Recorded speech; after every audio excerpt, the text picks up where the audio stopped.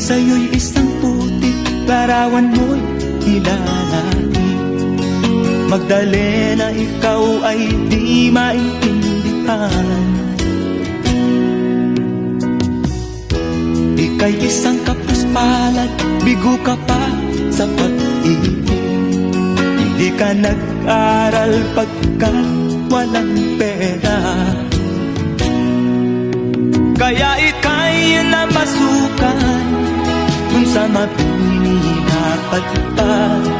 Mula noon binansagan, kalapating mababa ang lipat.